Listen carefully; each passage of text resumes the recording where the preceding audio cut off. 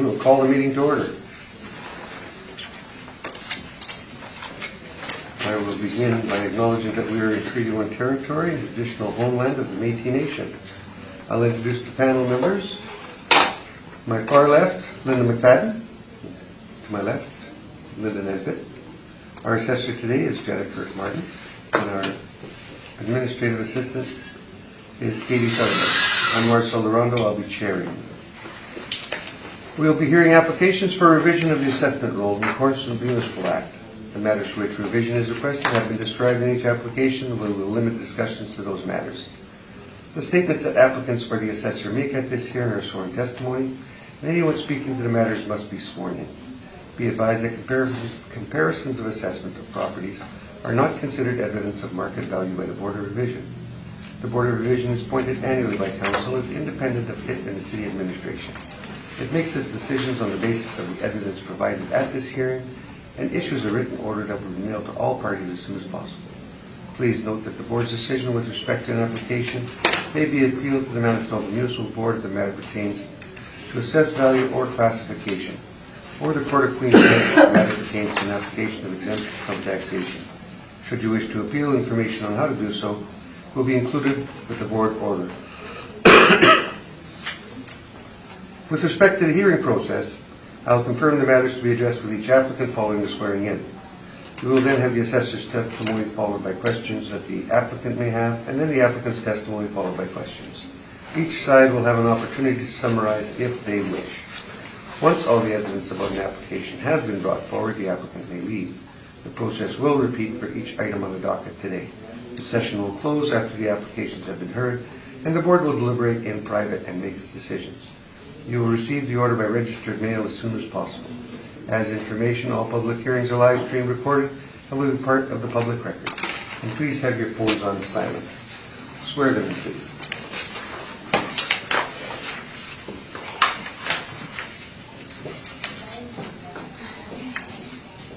State your name. Jennifer Martin. Do you swear that evidence you're about to present is the truth, the whole truth, and nothing but the truth? Truth, so help you God? I do. And you know? Okay, so please say your name. Ryan Oliveros. Do you swear that the evidence you're about to present is the truth, the whole truth, and nothing but the truth, so help you God? I do. It's Ryan, right? That's correct. Yeah. The property today will be 50 Audi. Ryan, you've put liability and taxation, amount of assessed value, and classification of property on this one. I know it's Manitoba Housing, so they usually have all the boxes ticked. Are you going to withdraw any of those, or are you going for them? So what we're going to do, we're only arguing quantum today for liability and class code. We are just seeking confirmation this afternoon. You're not going to withdraw them? We're not going to withdraw. Just confirm. Mm-hmm. So confirm liability and taxation, and confirm classification. And you can start when you're ready, Jen. This is file number 19-3692, roll number 0709075100. The assessed value is $4,626,000. This is class code 20, so residential, and liability status is grantable. The parcel use is apartments with the zoning of residential multifamily. This is a single building with 2 stories, built in 2013, with 36 suites and 39 outdoor parking spots. On page 2, we have our income value summary. For the suites, we have 20 one-bedroom and 16 two-bedroom, with an average monthly rent per unit at $980.44. We've applied a vacancy rate of 3% and an expense rate of 43.70% and a capitalization rate at 5%, giving us the $4,626,000. On page 3, we have some rental comparables. On page 4, we have our capitalization rates. And on page 5, we have our capitalization rate evidence. These are just a sample of actual sales that took place during the reference period. These are not to illustrate as a direct comparison of the subject property. On page 6, we have some of the Municipal Assessment Act excerpts, and on page 7, we have the income and expense information that was sent to the department. And on the back page, we have a small map, very small map, and 2 pictures, overhead pictures of the property, just showing the 2 different angles. So from the front with the driveway and the back with the parking lot. Thank you. Questions, Ryan? Thank you, Mr. Chair. Ms. Martins, I'm just looking at page 2 of your brief. So just with regards to the expenses, do these expenses reflect those of senior housing?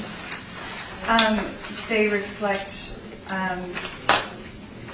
properties that are PUC'd as apartment buildings, which include senior housing.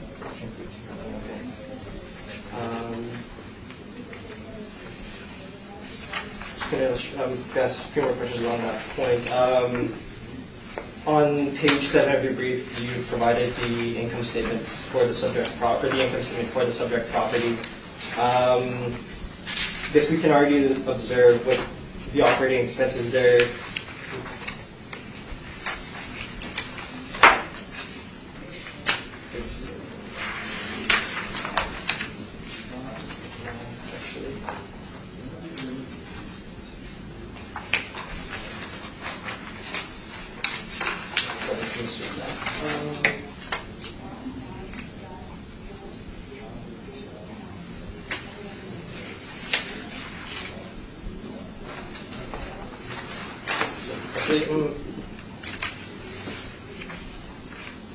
No further questions on the expenses. Actually, going to your cap rate now. Okay.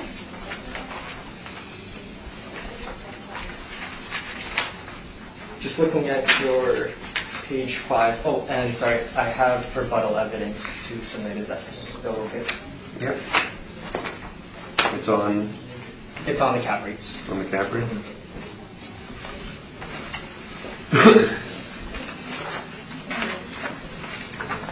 We've already got your cap rate study, or more, I guess.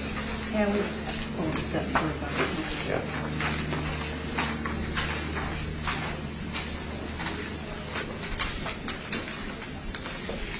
And that was it for your questions? No, I just had questions on the. I was gonna just ask a few more questions on the cap rates. That's okay. Yes, go ahead. Yeah.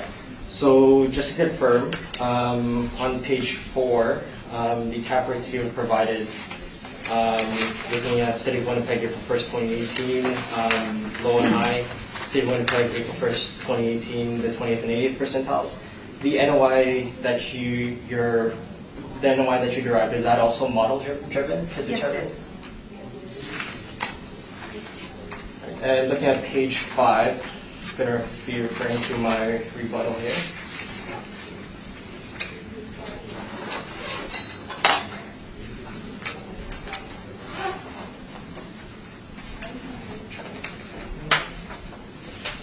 Are you going to be bringing your rebuttal up now? Yes. We're just going to ask our questions and we'll talk about your rebuttal, okay? Okay, yeah, perfect. Linda, any questions? This is a fairly new building. Yes, it is. So I assume that it's been inspected recently. I'm not sure when it was inspected, but the usual part of putting a property on roll is to go and inspect it. So I'm assuming it was inspected before it was put on roll. But you don't know that for sure there. I don't know what the date is. Okay, thank you. Lynn? That's all my question. Yeah, is this social housing? Yes, it is owned by Manitoba Housing. Okay, so is it subsidized housing? Usually, if it's grantable, then it's subsidized. All right, I also had a question about the expenses. Okay. This is all model, right? All model driven? Yes. Okay, so your model is reflecting 43.7%. Is that as a result of the age of this property? That would be the age and the quality and the condition of the property. Okay, so that's reflecting a relatively new building, Yes. low maintenance at this point, that sort of thing? Yes. Okay. And your cap rate similarly, because it's a newer That building, it's that would kind of at the mostly low influence end, this. right? Yes, the age would definitely influence the cap rate. Okay. Okay. Your rent comparables, are they all in the same neighborhood? They're in the, they're not in the same neighborhood, but they're in the same market region. So, Which is which market region is that? Sorry, I don't know them. yeah. Because we've matched our market regions with, for multifamily with the CMHC. Okay. Is it in one of these? No, those are, so this would be, I'm guessing either 4 or 2, so it would be included in the core area with, where it would also include, like, Lord Selkirk, Midland, Centennial, and Port Rouge. Those are all included in, like, the core area, what's considered the core area for CMHC. Okay. Without a map, it's hard to see where all these are that are situated close, if It's they're very even hard. close by. Or Could I redirect, actually? Yes, you can. Go Would it then. not be St. James? Lynn, are you done? well, I was waiting for the same. Well, it's not really, because with Balmoral and Cathedral and Furby and Wolseley, like, these are all similar area. Correct, but Brooklands is part of St. James. Part of Woodlands is in St. James. So which one is that? Would be adjacent. I don't know.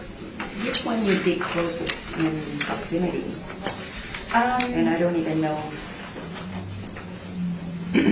Like Furby and Balmoral and Spence, like that's really in the core, like close to Broadway, isn't it? Yes. Yeah. Audie is not close to Broadway, right? It's No. quite a ways away. Okay. No, but it, we do consider this a single market region. So these would be all in the same, considered for us. Okay. When we're looking at neighborhoods, we're looking at the market region. The market region. And these are rents that do influence what we would use for our model. Okay. Okay, that's great. Yeah. I know that the assessment department does put a premium on the cap rate depending on the market region. Is this the market region? This would be considered as one of the ones that would So be is- influenced by downward, by negative influence of the market region. Yeah, and is that reflected in your cap? Yes, it is. So it would typically be, then it would be a lower cap even than that, right? Yes. Okay, Yes. thank you. Okay, that's all. That's it? Ryan, you want to go with your rebuttal? Yes. Okay.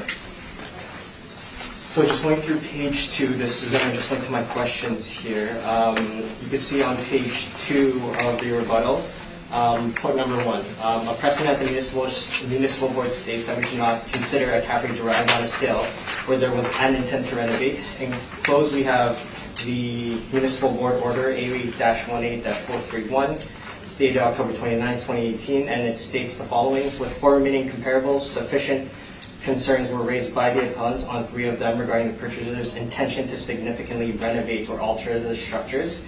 The appellant produced evidence from the purchasers which makes the board question the use of the purchase price and information.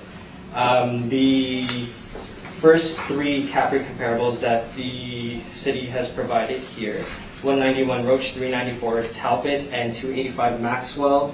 According to our research, these were all purchased with the intent to renovate, and following this order, we feel that these 3 sales should be disregarded.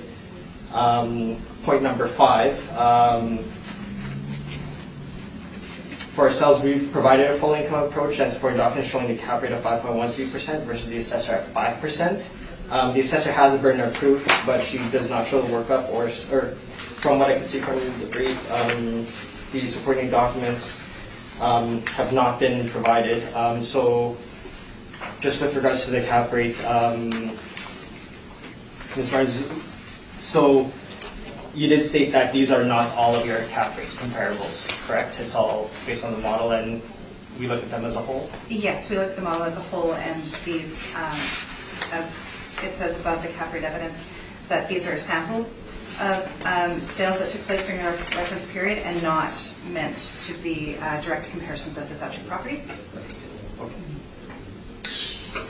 But you would agree then is that there may be a chance that other cap rate comparables that... Sorry. I was waiting for that.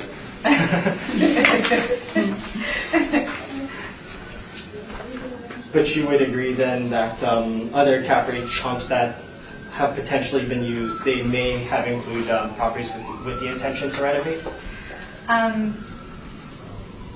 Or would you know of any other?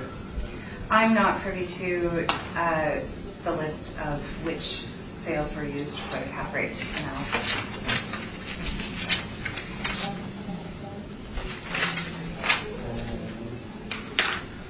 Just referring to 333 Ward, do you know what the revenue was for, the stabilized revenue that was used for that cap rate comparison?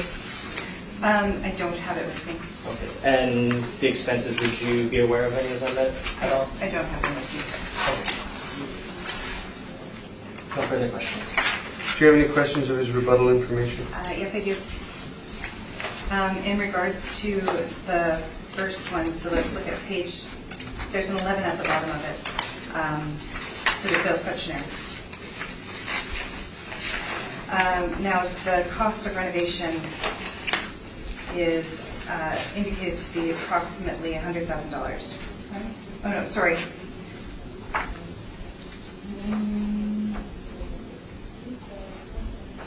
The site Yes. upgrades. $100,000. And with the properties that we should not be including for cap rate analysis, it's if the upgrades are significant. So would you agree that $100,000 of repairs on a property that's sold for $3,610,000, that would not be significant upgrades?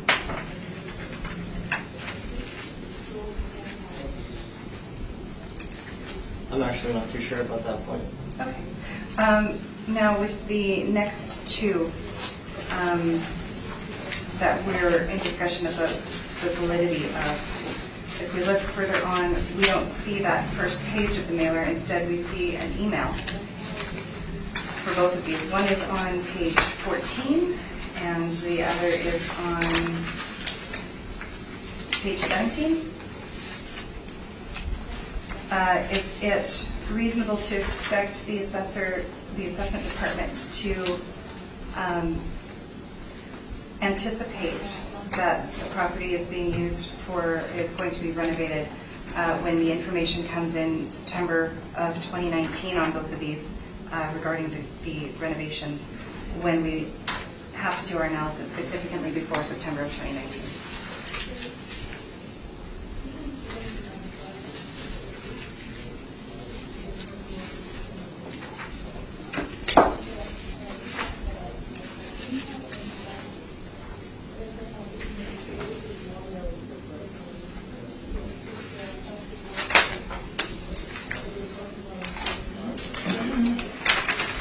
I believe on page 17 here, it was reflected in the 2018 questionnaire. I'm actually not too sure how early on you capture any potential renovations. The 2018 questionnaires, they were due sometime May 2019, so that would not be, those kind of expenses, I guess, would not be captured, or just... Is there a reason why the first page then, where it would have been stated as it was for the first example, is there a reason why that page was not included and was instead as an email? I'm actually not too sure, and if that's the case, then it may likely be unreasonable to anticipate that. So. Okay. Thank you very much. Linda, any questions? I don't. Oh, Sorry. Linda. I have no questions. I have no question. And I've got no questions. On with your presentation, Mike. Thank you, Mr. Chair.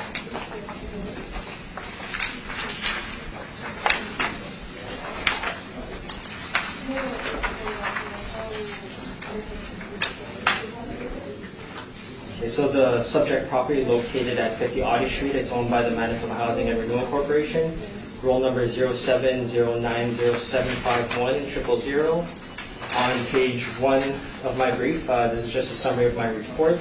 We're asking this board to reduce the assessed value from $4,626,000 to $2,493,000. Looking at page 2 of my brief, just a quick property description of the property itself.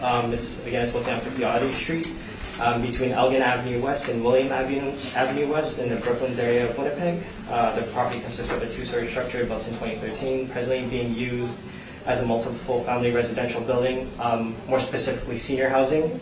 The subject property has a total of 36 units. The site size, according to the State of Winnipeg Property and Taxation Records, is 60,984 square feet and zoned RMFS. Page 3, I provided a Google Map photo just of any of the surrounding,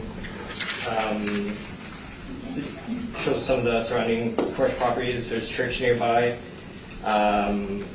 close to King Edward there. So on page 5 of my brief, so when we're looking at apartments, it is our opinion that we should be going site-specific with regards to each apartment that we look at, and for the reasons stated on page 5. It's stated on the Municipal Board Order A-95-149 for Marion Holdings Limited. The board found that on an appeal, it is incumbent on the assessor to look at the subject property and determine its assessment in a proper manner. That involves looking at stabilized rent for the property. The assessor has chosen to use an appraisal technique used for mass appraisal valuation. No actual income, expenses, or capitalization rates are used in determining the market value of a property. The only real figure that was ever used in any of the calculations was the sale price of 61 sales. The assessor says that in using the technique, the requirements of the Act have been met. The board did not agree with that.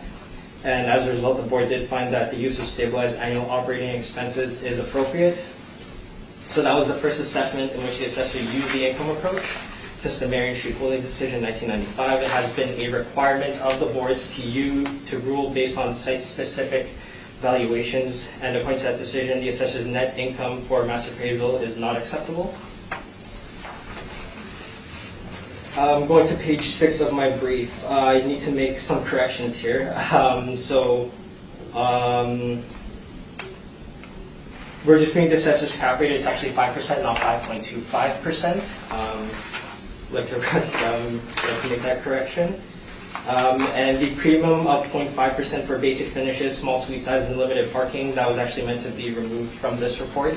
The suite sizes themselves are actually they're decent, and the property itself does not have limited parking. So again, we are disputing the assessor's cap rate of 5% and are using a cap rate of 6.25% based on the cap rate shown in the appendix. So our base cap rate that we use today is 5.25%, and we're applying a site-specific premium of 1% to account for the added risk of Manitoba housing properties. They have no specific reserve fund. It's typical of non-profit properties. It's budget housing, normally with no landlord or air conditioning, low income tenancy, and a premium of 0.5% for location. From my understanding, the Brooklands area of Winnipeg is an inferior neighborhood.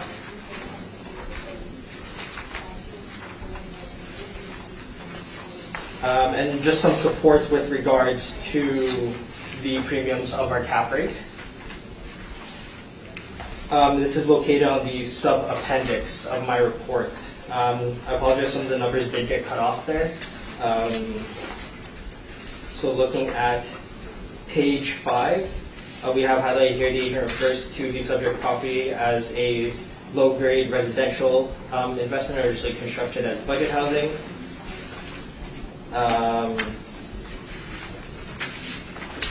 On page 8 of the sub-appendix, we have highlighted more points with regards to how low investment grade properties should be treated. Page 9 is just a continuation there.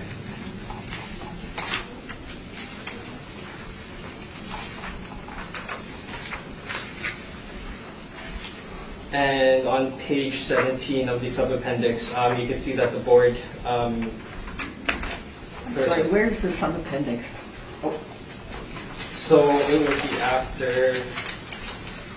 Is it in which brief? In the brief for this unit? Okay. 50 on issue, yes. So it is after page 16 of the primary appendix.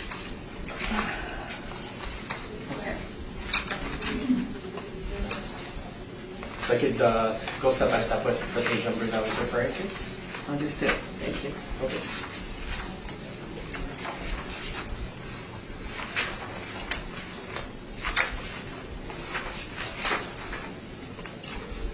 Okay, and then on page 19 of the sub-appendix, you can see that the board did agree that low investment grade properties should have a higher cap rate established for them.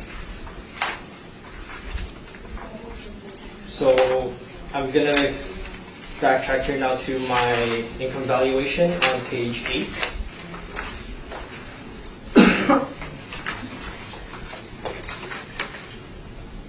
We're accepting the assessment department's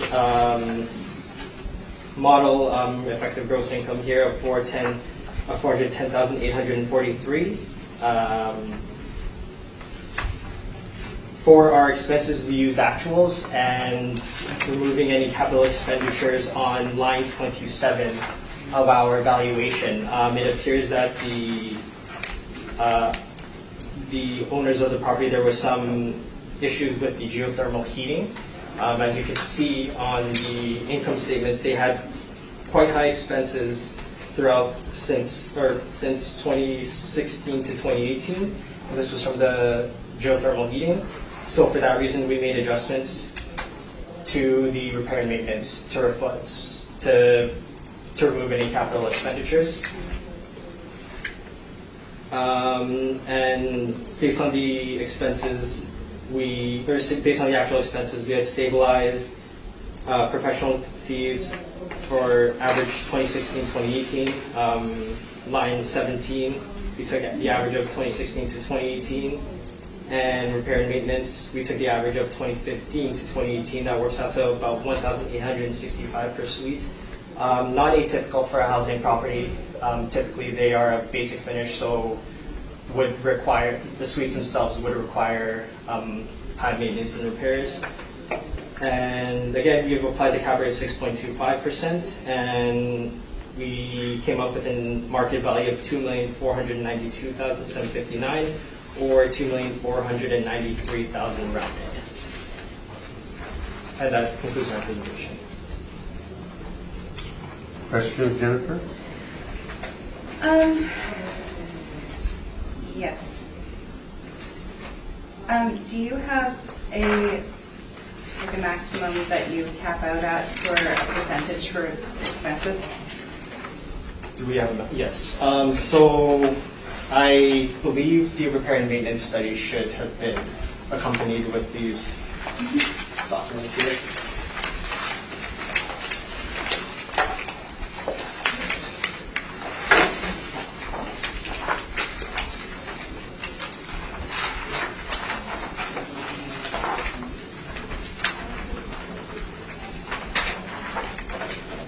So for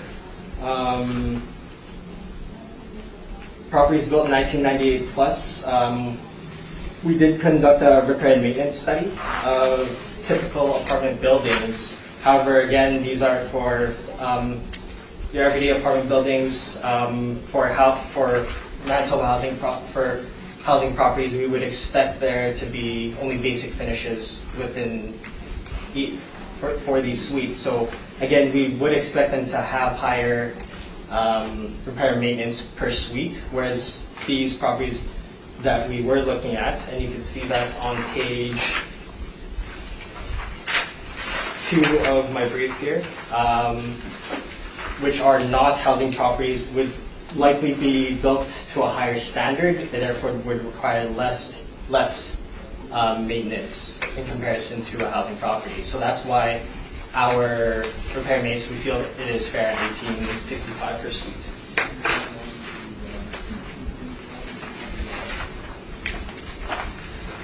Now, that's a significant difference between these ones. And also, Sorry, significant difference between your study and the simple fact that it's manageable housing, that's a big difference for this age group.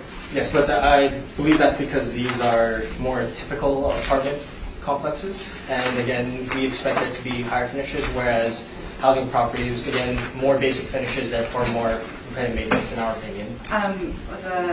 The last hearing I was at with Altus, it was the opposite argument that because they command a higher rent, the newer buildings with the higher rent, they receive higher repair and maintenance due to the higher standard and the expectation of care. So I'm surprised that this is what the study says, and yet if it's high rent, you get higher repair and maintenance than the study, but if it's low rent, you get higher repair and maintenance than the study. So it seems like it's going both ways. I believe that is because when that statement was likely made, it's comparing typical apartment complexes, so not housing properties. So I do agree when you have when you do have an older property, you want to be able to compete with these newer properties that are on the market, which is why the expenses would be so high. Because again, they need to keep up with the new supply on the market. Housing is a little different. We're looking at basic finishes. They're not looking to compete with other. They're not looking to compete with other properties on the market, with I guess higher quality apartments on the market. I believe that's what they were likely referring to. And I have a quick question about your premium of 0.5% for the low-income tenancy.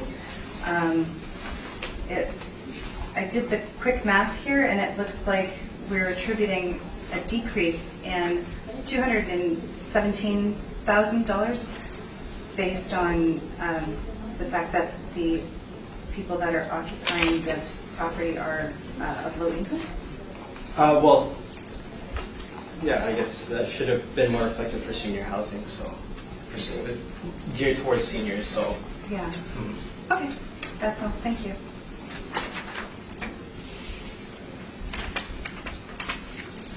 Linda. I'd just like to clarify. So you're saying this is seniors housing? 1- and 2-bedroom apartments is seniors housing? It's not family residential? Yes, I did submit my evidence here, but from my research, I can confirm that it actually is affordable housing for seniors. For seniors? Yes, that is correct. I found it actually very atypical to usually budget for I seniors. guess they don't like to sleep together anymore. I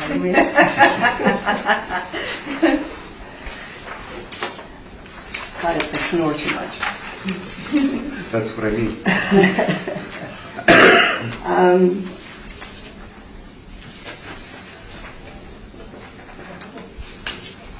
So this is an apartment building that it's only been occupied for 4 years, 5 years. 2013 it was built. 6 years. Probably 4 years at the time of the reference period. You don't think that $2,000 a unit of renovation of repair and maintenance is high for a 4-year-old building with seniors in it? Going off of the income statements that have been provided by Manitoba Housing themselves, I don't think it's unreasonable to assume that. Again, it's basic finishes. So. And you're saying that you took out any of the capital that was related to the geothermal heat, but the geothermal heat should actually be we should be seeing significantly lower, there's no gas here, so lower hydro, lower gas. Yes, so they were running Heating into, costs. oh, sorry? They should have much lower heating costs. if they're geothermal. I would agree with that, yes. So we tried our best to account for that because they were having problems with their geothermal heating. Okay. So to do that, to capture those repairs, I'm looking at page 13 of my brief. For the actual expenditure of the prior year, we can see here that the heating maintenance, it was $78,545.80. We subtracted about 90% of that expense because I understand that geothermal heating should have a lower expense. Okay. So that's just an example. We took that expense away from the repair and maintenance. Okay, thank you. That's all my questions. Lynn? No, I have no questions. You might want to correct your page 8. Oh, You put the wrong cap for the city there. yes. So I thought I stated that on. Yeah, so it should be 5%. That was another No, error on my part. not five. And the value too. And the value should be 4,626,000. 4.6. Yes, agreed. Just in case you're. Yeah. Yeah, sorry, I meant to state that point there as well. My apologies, Ms. Martins. No worries, it's all good.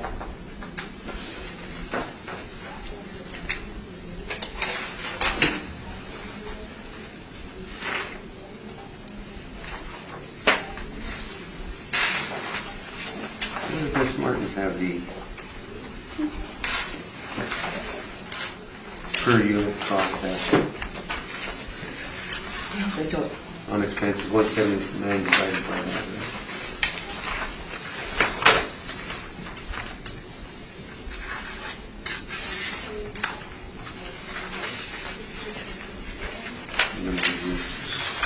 Total goods. But ours is total expenses, it doesn't have the R&M broken out. Right.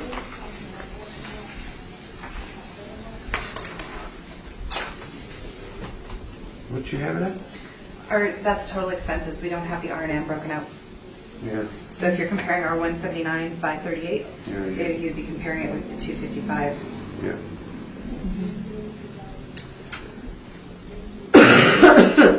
Yeah, you didn't break yours down. So. You know.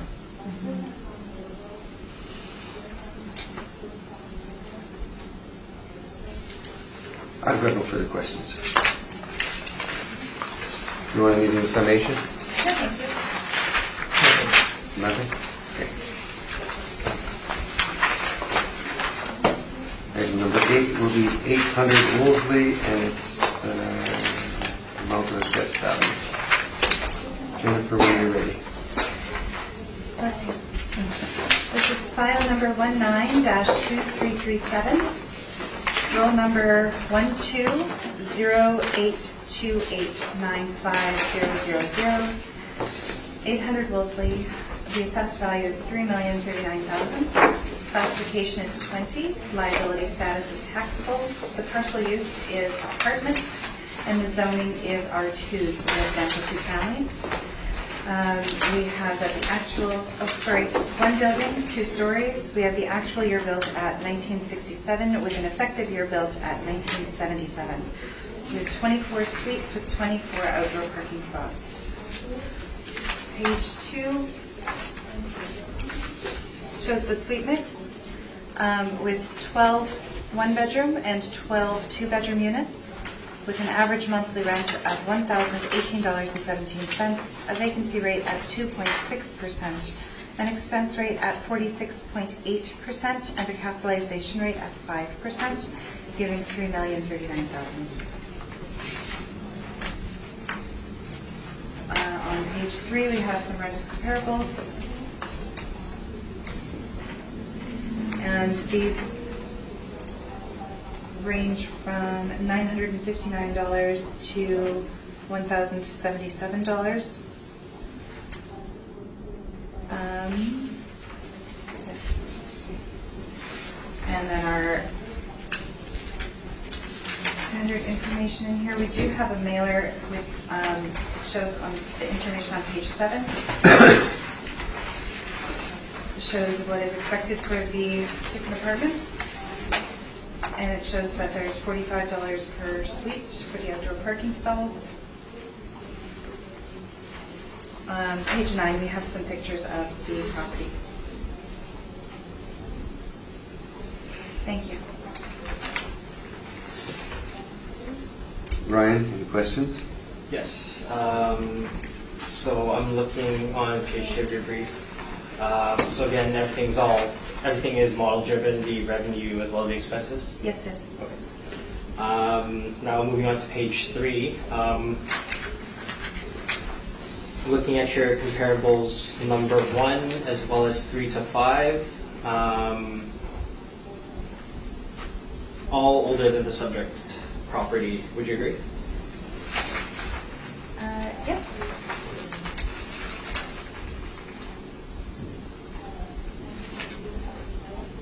And looking at your comparable number 2, significantly higher. It's actually considered a high-rise apartment compared to the subject property. It's a low-rise. So is this saying that it's actually comparable to the subject? That it's a high-rise compared to the subject, which is a low-rise?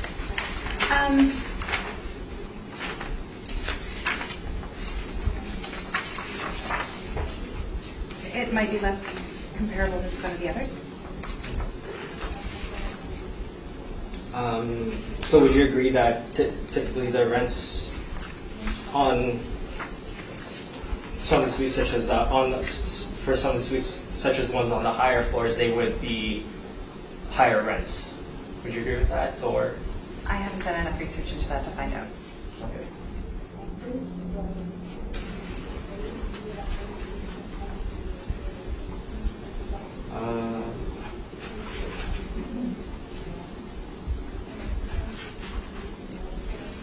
The suite size per unit on your comparable number 4, it's 1,591 compared to the subject, 919 square feet. Would you agree that higher suite would more than likely rent at a higher rate? Yes. So that would, it appears that's just okay, per month. Comparable 4, again, we have a total of only 6 units for that property, only 2-bedroom units as well. Would you say that's comparable to the subject? I would say that it's very hard to find comparables that have the exact same suite mix as the property, and it's good to take a look at what it is when you just have 2 bedrooms so that you can take that into consideration when you look at the other ones.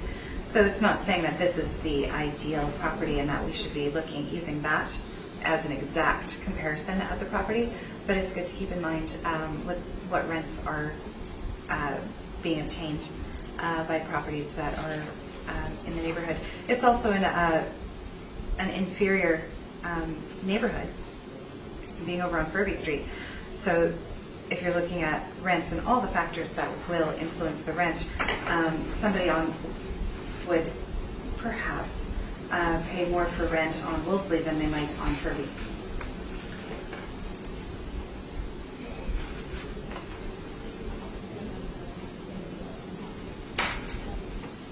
No further questions. Thank you. Linda? Could you tell me what you consider to be your best comparable?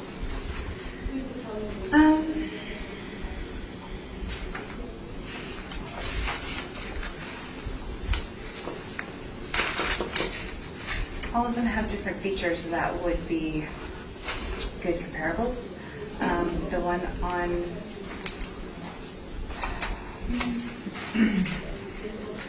one on Wolseley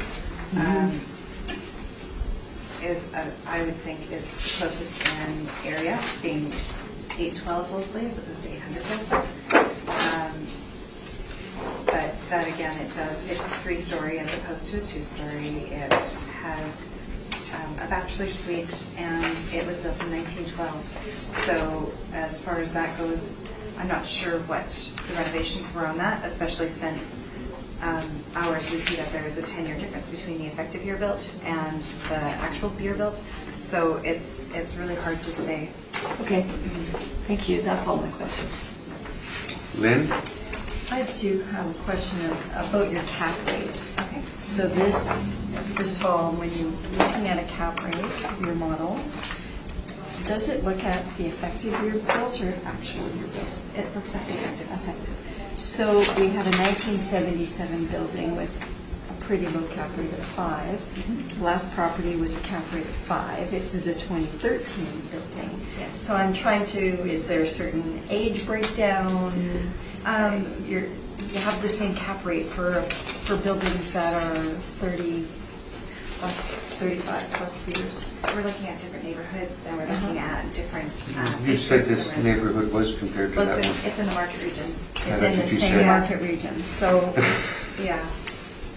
I'm just trying Just so you to, don't get so proud I'm of it. not. No, but there. no, I am like, trying to there's- just, As we go through the city and we look at different things, I think that driving through Wolseley, we have a different, we look at different buildings, different neighborhoods, different attitudes, different than driving through Brooklands. They are very close and they are in the same market region, but there's similar, there's a lot of differences in the neighborhoods.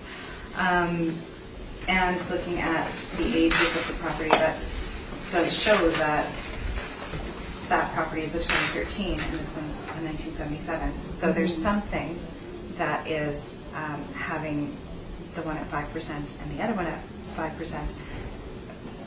so what is the something in your view? I'm not privy to all of the details of the model. But if you look at it, you can see clearly that one building was built in 2013 and another was built in 1967 with upgrades. Right. Have you inspected this building? I have not. Okay. So you don't know what those upgrades are? No. Okay, thank you. You're welcome. Seems to be a reversal here. Before it was, because it was using it as a market region, that's why it was at 5. But now you're saying this one because it's in that market region. No, that's not what I'm saying. You are That's twisting my words. what I heard, so you can correct, and I'm coming with a question. So correct me where I'm wrong on this one, because I heard you on the previous one. Maybe I heard you wrong. So correct me on this one then. Well, see, here's the thing. You want all the little minutia details of the model, and I don't have them. It would be helpful though, wouldn't it? I mean, we don't know if the model's right. Well, We've heard evidence presented that shows where the model has used some possibly wrong information. we do know that the model tests within 10% of market, and that we do know that our model is held to very high standards, and that we are tested, and that our professionals do really take pride in the model and how high it tests. Using the information that you're providing. And comparing it to the market.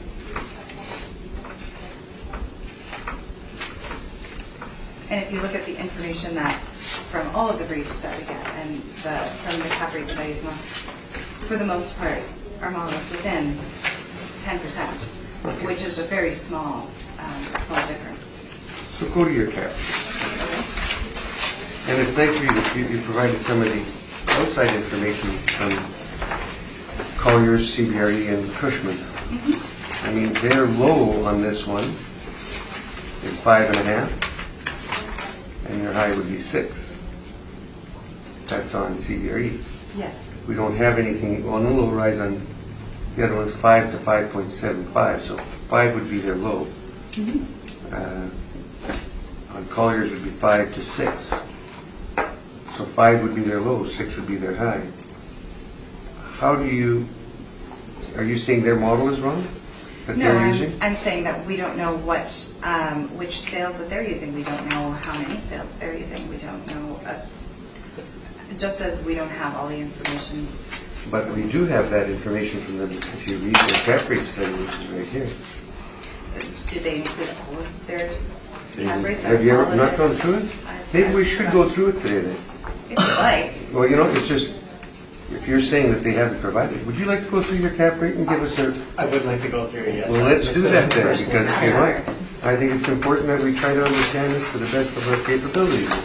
Right now, I'm confused, so maybe I need some enlightening. We better clarify this. Yes, we better. So if you can enlighten us on your cap rate study, please. All right, so are we done asking me questions? Are we Yes, I moving on am to for now, Evan? because now I want some more information on his cap rate study. So then, would you like me to Yes, through go from my top to brief bottom, because I want to understand this for 800? fully. Okay, so we'll go through the cap rate study first, and I'll move on to 800 Wolseley. Yes. Okay. Well, you know, you can do it as you do it, because we're done with questions anyway. So do your cap rate study when you do your presentation. For sure. So you can do your presentation first. Sounds good. Is that okay with the members? That's fine. Good. Okay, so subject property located at 800 Wolseley Avenue, roll number 12-082895000, file number 19-23337. Page 1 is a summary of my report. We are asking this board to reduce the value from, or reduce the assessed value for the subject from $3,039,000 to $2,285,000. Page What? 2. Oh, sorry. 1,000? $2,285,000.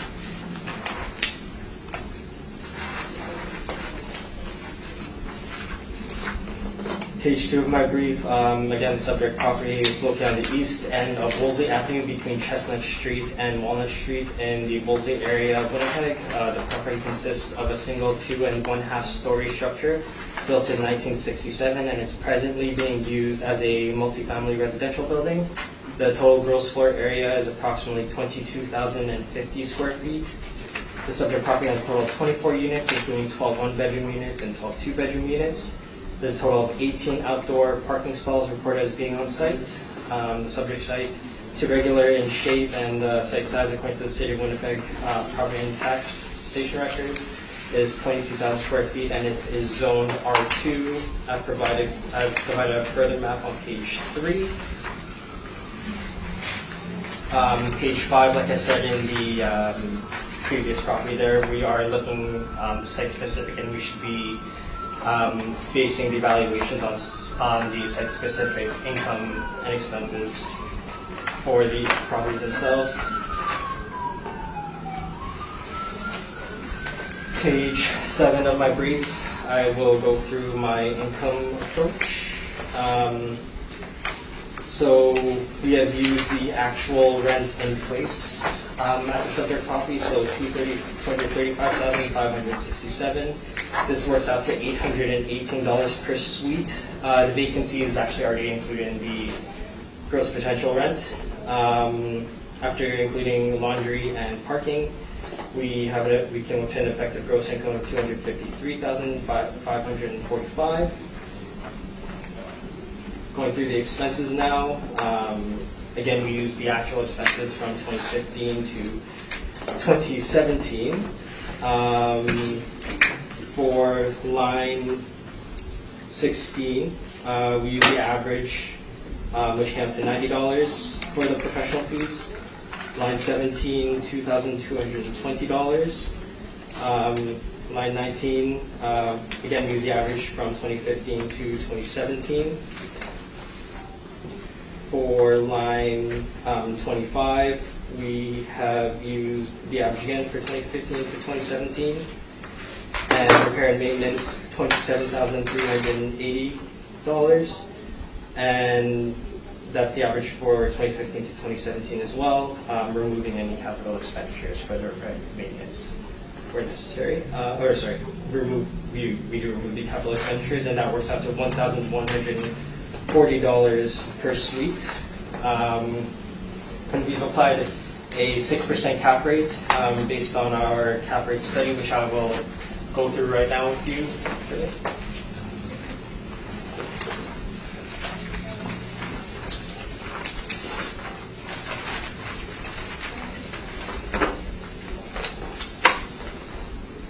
So our cap rates, we have separated them by age category on page 1 of the cap rate study. Our age categories, they are similar to the cities, except for we have used the age category of 1960 to 1979 and applied 6% cap rate. That is what the subject property That's the cap rate that we use for the subject property, whereas the city has it broken down from 1960 to 1974. Now, the reason for that being, so it appears the city, they break down the cap rate by age and number of units. Sorry, we're referring to the cutoff here. So we've changed the cutoff here, built from 1975 by the assessor to 1980. So on appendix 91 to 93,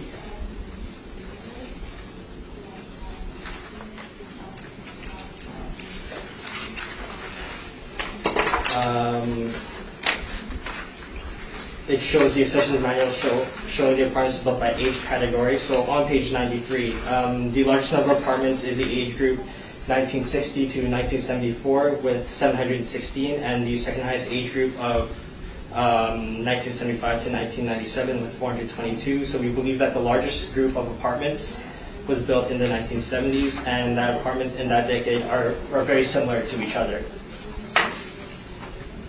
I'm sorry, you're on page 93. Oh, no, sorry. I'm just reading off of the page 2 now. 93 was just for your reference.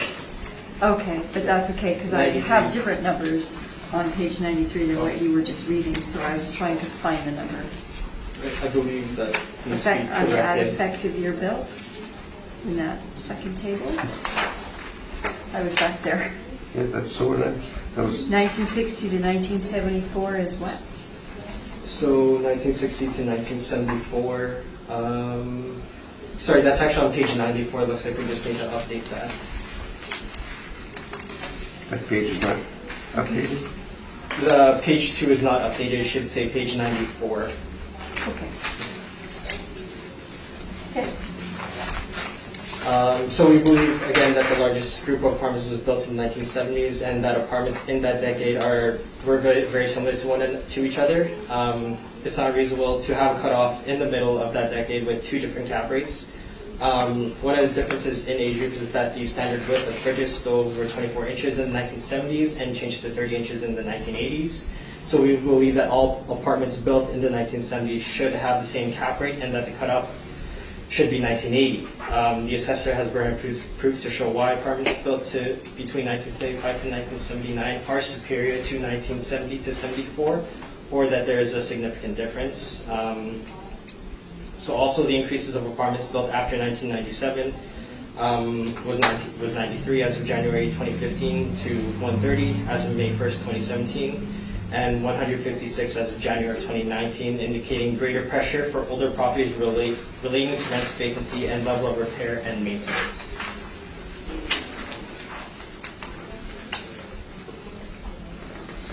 So on page 3 of the cap rate study,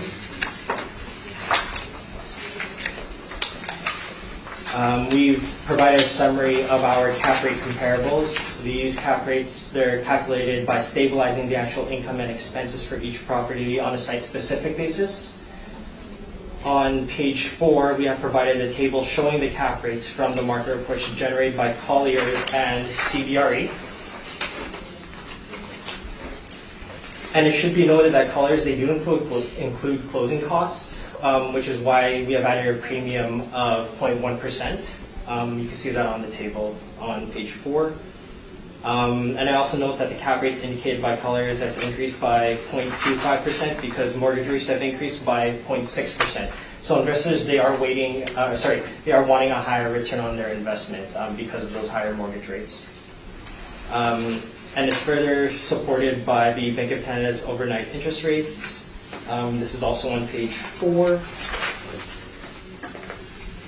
which has increased approximately 75 basis points between April 1st of 2016 and April 1st of 2018.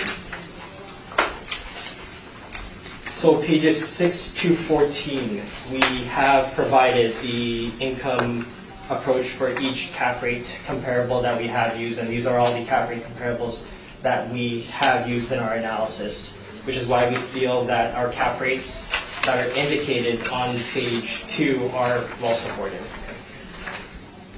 And that concludes for the cap rate. Thank you. You got some questions on this cap rate study? No, thank you. On his input? No.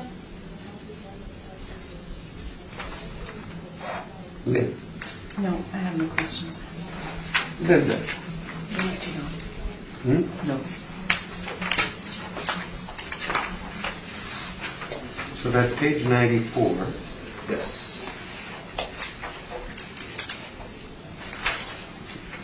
You were referring to the city's numbers. Where were you getting that from? The city's numbers? Now, where are you getting it? Okay, so that would be the second table on page 94. So between 1960 to 1974, there were 738. That's according to the city's information? That's according to the city's information, that's correct. And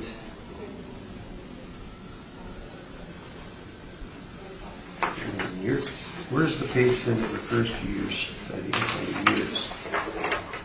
On page 2. page 2. I'm sorry, what's your question? I'm just looking it up right now. Okay.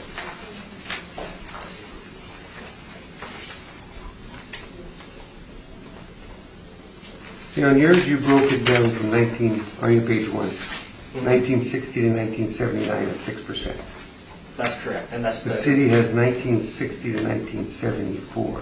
correct. What was the reasons you gave for that? So the reasons for that is because so most of the apartments that were built in the 1970s, in that decade, we believe are very similar to one another. We feel it's unreasonable to assume that they should have a different cap rate applied to them for that reason. Because they're all are similar and reasons are stated on page 1. 1980 to 97, you brought it down to 5.75. Correct. Do you know the reasons why?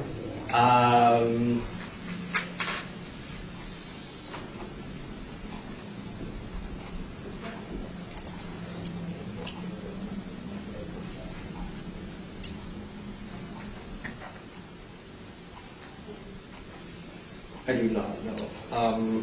Here's some all I have research is- for you for next time. For next time. Because I'm not going to give you the answer. I'm concluded with that. So that finishes that matter off.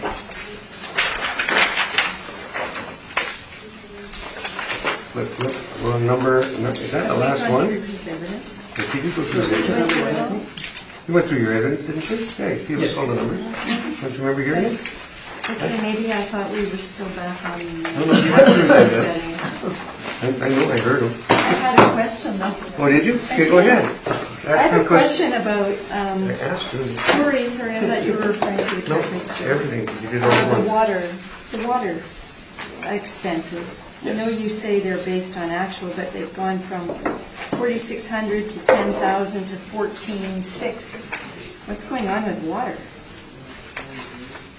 That's huge jumps in water.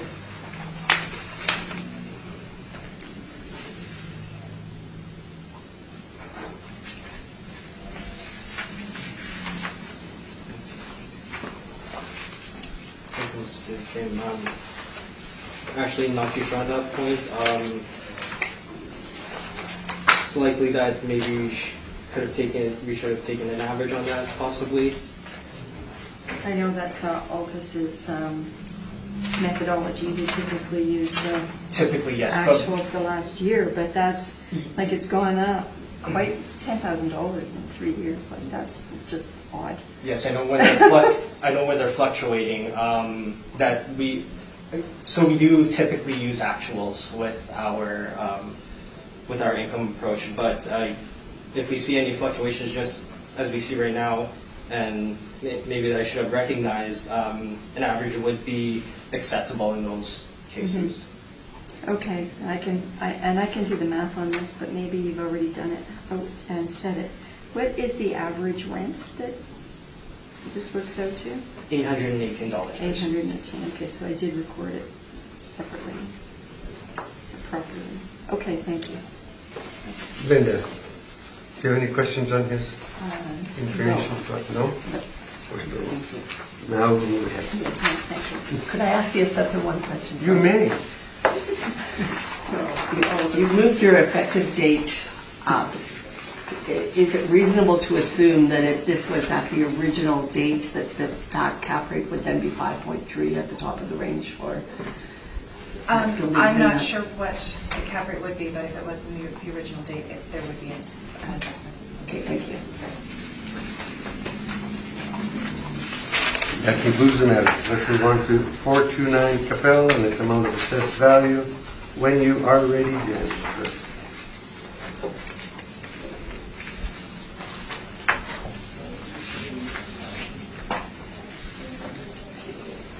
This is file number 19-4874, roll number 130531060000. The assessed value is $1,393,000. The classification is 20. The liability status is taxable. The parcel use is apartment. This is one building, 3 stories, and the actual year built is 1928, with 36 suites and 7 outdoor parking spots.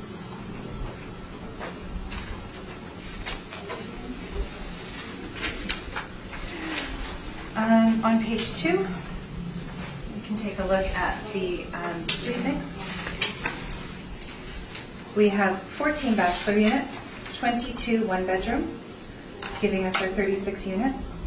We have an average monthly rent per unit at $536.53. We have a 3% vacancy rate and a 59.1% expense rate and a 6.6 cap rate, giving us an estimated value of $1,393,000.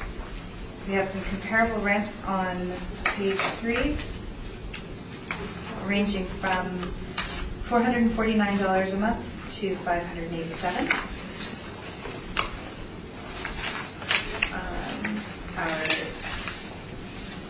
The income and expense mailer that was received is on page 7 and 8, and there are pictures on page 9 showing that this is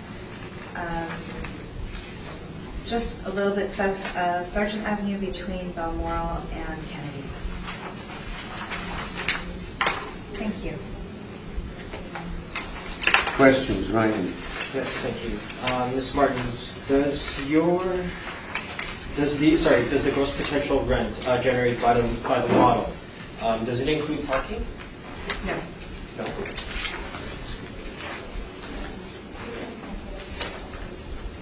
So looking at page 3 of year 3, again, so for all your comps, do they include parking at all? I don't know. Sorry. If the parking is reported as separate, then it is not included. So if parking is included in the rent on the comparable properties, then it's included because that's how it's reported. If parking on these properties is separate and charged separately, then it wouldn't be included in the rent. So I just wanted to clarify that. And I would have to refer to my brief here if the board does not mind. On page 2 of my brief, just to refer you all. So Ms. Martins, again, just to clarify. So would you agree that the subject parcel itself, it does not have any parking on it, correct?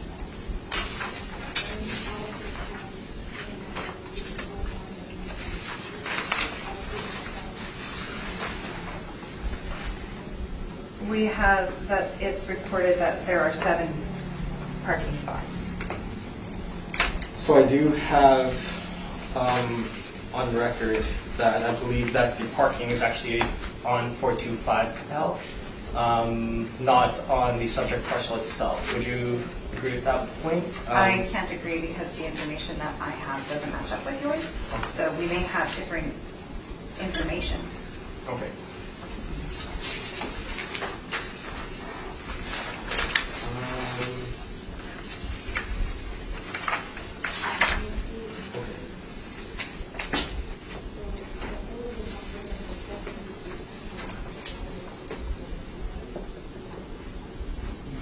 So again, looking at page 3 of your brief, for comparable number 3,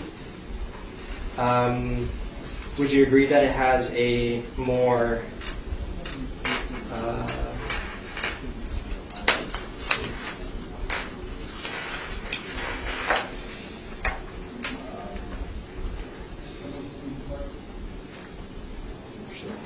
sorry, I'm gonna retract that question there. Looking at comp 1, which only has one bedroom, which only has one bedroom units, whereas the subject property has 14 bachelor suites. Would you consider your comparable one comparable to the subject? I was hoping that we could look at them in together as opposed to taking them one at a time, because it's very difficult to find comparable properties with similar suite mixes. So it's taking a look at comparable number 1, which only has 1 bedroom units, and comparable number 2, which only has bachelor units. So individually, neither one of those is comparable on its own. But when you take a look at the three comparables in conjunction, we see that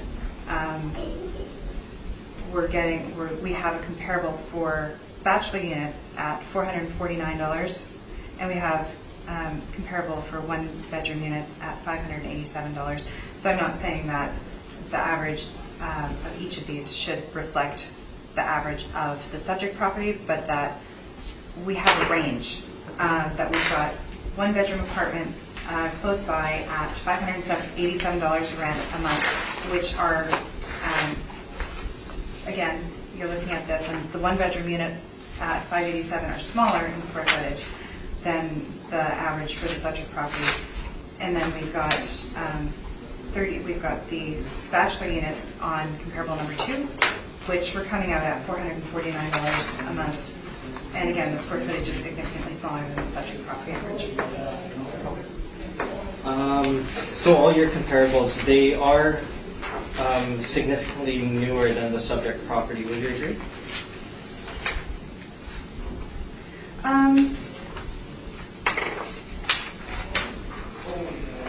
When we're getting to that, well, yes, they're newer.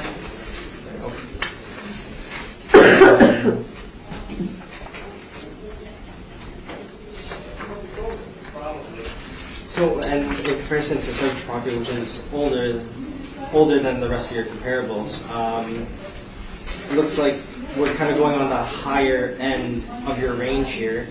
Can I ask why it's not closer to comparable number 3 or even comparable number 2? Or I guess more so comparable number 3 as it's your oldest comparable.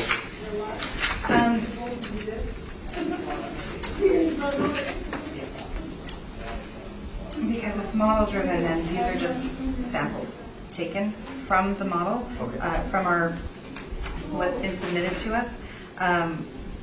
We shouldn't be using these and saying that, like, we didn't use these 3 specific properties on their own to determine the model.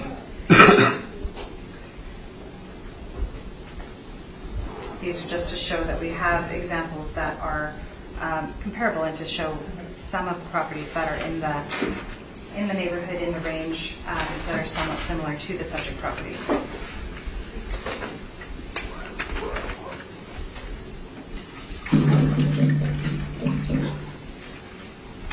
That was my stomach.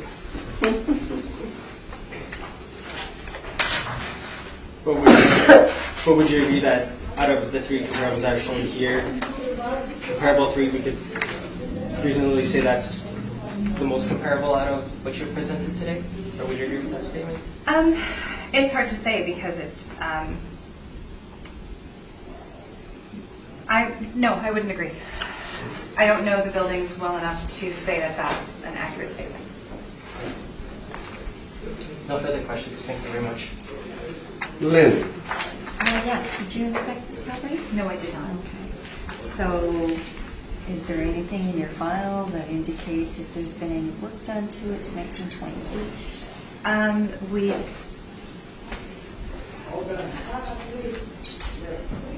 I don't have knowledge of any notes that we have of any work that has been done.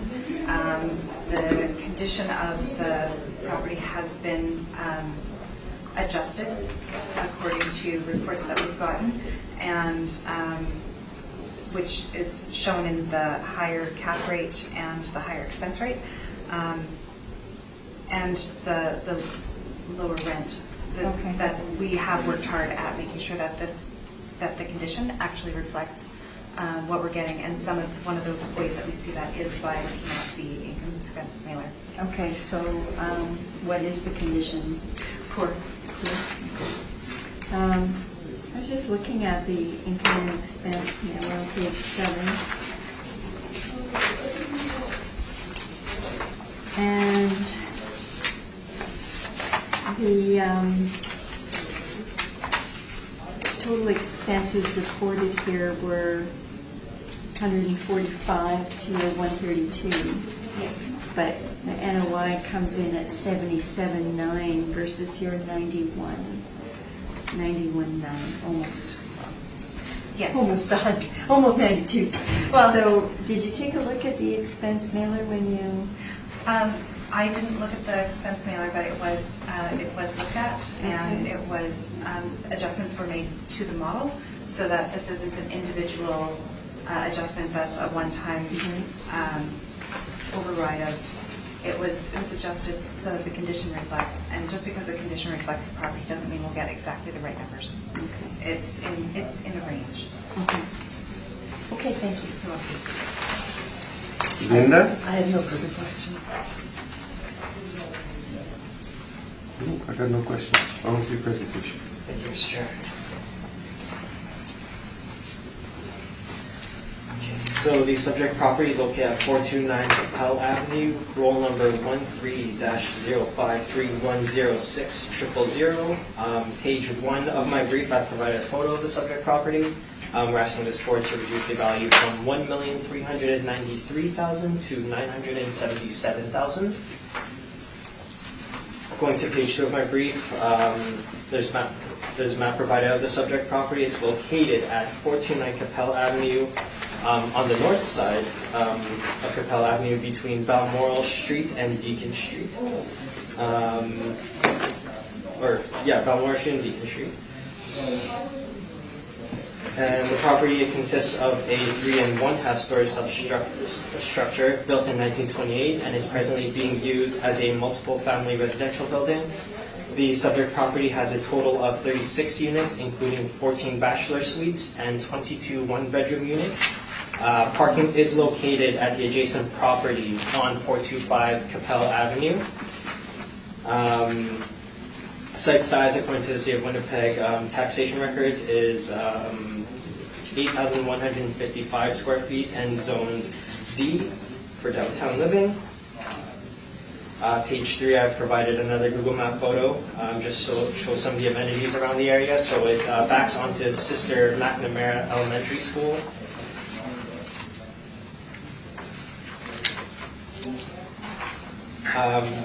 Moving on to page 5 of my brief again, I just like to reiterate that we should be looking at each of these properties on a site-specific basis.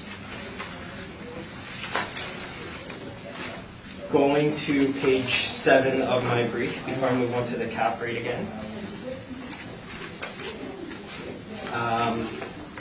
So on this brief we show the actual expenditures from 2013 to 2017.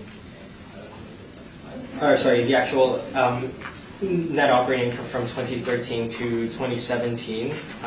We have potential gross market rents for the year of $222,259. That reflects the rents for 2017. For the year, that works out to $514.49 per suite. After accounting for the laundry, again, we didn't include the parking because it's on the adjacent property, and we did need to look at each property as if they were to sell as a parcel. And we come up to an effective gross income of $218,480 for the year. So I do need to make another correction on this page. It says for the water, average 2015 to 2017. we actually use the actuals for this one, and I will get to that later on once I go through the other expenses here. So line 17, for the professional fees on line 16, we use the average 2015 to 2017. Line 17, we use the average just to stabilize the expenses in that category. So we use the average of 1,306. Line 19, we use average 2015 to 2017. And for the water expenses, so we can see that in 2017, they had a high occupancy rate in that year. Vacancy was only 1.3%. So that's the reason why we had used actuals there. Line 25, we use average 2015 to 2017. Line 26, average 2015 to 2017. And for line 27, the repair and maintenance. So we could see that it was very high between 2013 to 2015. You can see from the operating statements on pages 13 to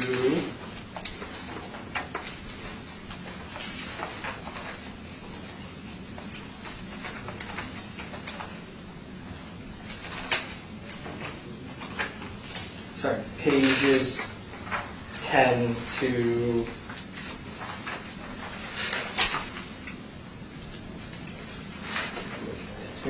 pages 10 to 15 that the operating expenses were high.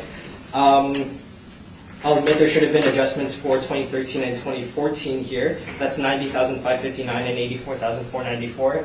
They had some high exterminator expenses for both of those years. So that required a downward adjustment for the repair and maintenance, but we didn't take that into consideration anyways for our income, and we only took the average of 2016 to 2017 because we felt that reflected the typical operations of this property. And for the rest of the expenses, we had just used the actuals there. Moving on to the cap rate again. We've applied a 7.35% cap rate to capture an adjustment for location of 0.5%, so we would like a premium there. And to clarify this, we are not disputing the assessor's cap rate of 6.6%. We are asking for a premium based on location, again 0.5%, and condition 0.25%. I did do an external inspection, a drive-by of the subject property to determine that. For the location adjustment, I can further support that on pages, with what I provided on pages 23 to 25 of my brief. We can see here that the labor force participation rate, the employment rate, and the unemployment rate, the participation rate and the employment rate is below average of the city. The unemployment rate, it is above the average of the city of Winnipeg. Pages 24, we can see that we have below average incomes here, circled in red.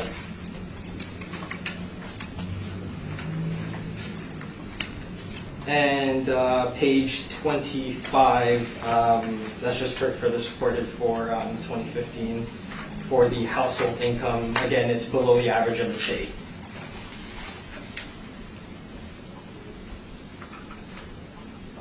So based off of my report here, again, we're asking this board to decrease the assessed value to $977,000. Thank you. Questions, Jennifer? Yes. If you look at your page 12, and then you look at the front page of my brief, there's been a change of ownership.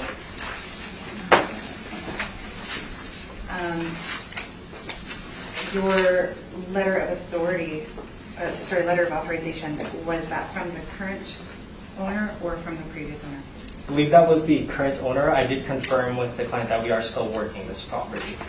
Okay.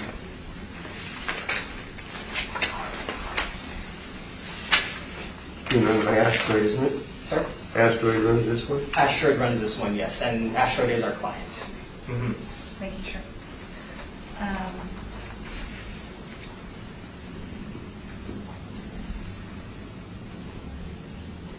And your average R&M per suite is the 1,474 per suite?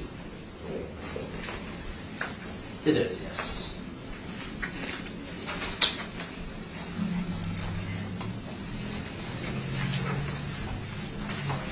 Thank you.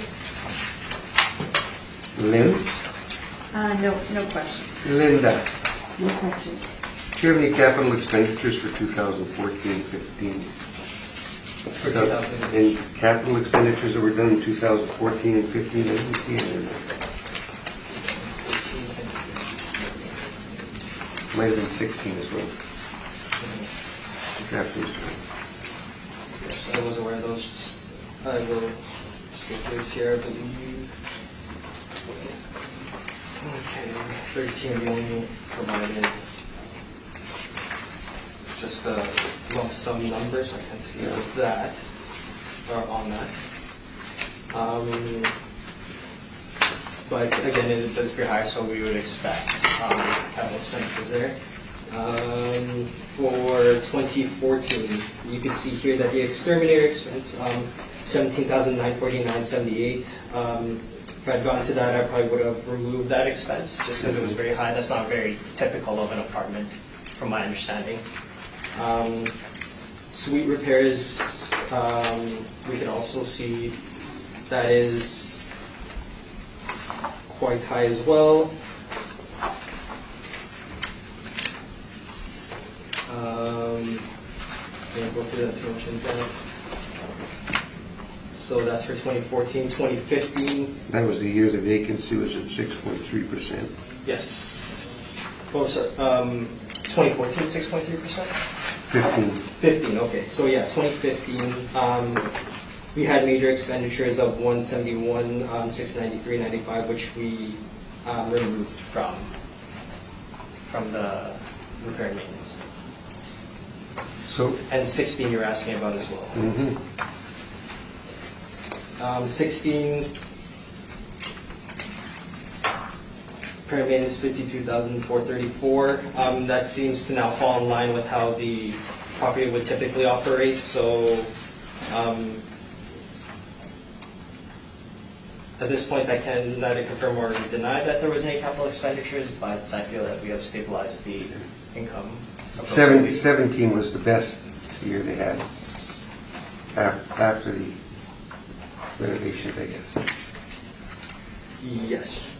So why did you stabilize it back using that 2015, knowing that the work was done after that? Because that was the low year during all the during the repairs. So shouldn't that number have been taken out? So we took an average of 2016 and 2017 for the repair and maintenance. We didn't include 2015. I know it's only 2 years, but those are the best 2 years that we have to work Looks on. like you just took 17, you didn't. So you took 17 and you're at the stabilizer? No, we took 16 and 17. So if I take that here, 52, divided by 2. Yeah, 53,072. So that would be the average of 2016 and 17. That was on the expenses, right? R&M. R&M. Yeah. Yeah. How about on the rents? What'd you do there? On the rents, we took actual for 2017.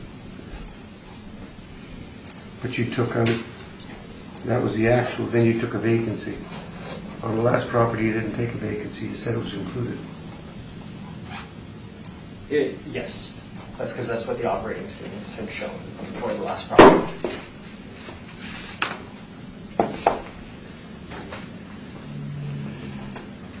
Did you add the parking in? We did not add the parking in because that's a separate parcel. So when we're valuing these properties, we have to look at them again, site-specific basis. We can't value them as if one parcel were itself another parcel. We're trying to come up with a market value for just this parcel. So to include parking in the rents, I feel that would be inappropriate.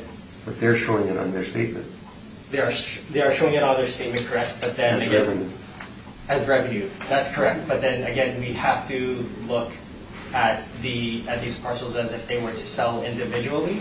I don't have the decisions with me here, but I am aware of numerous decisions where it says that we do have to value these parcels as if they were sold separately, not together.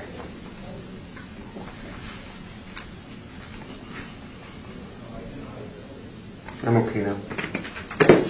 Anything in summation? No, thank you. Okay. Thank you very much. That'll conclude the matter for today.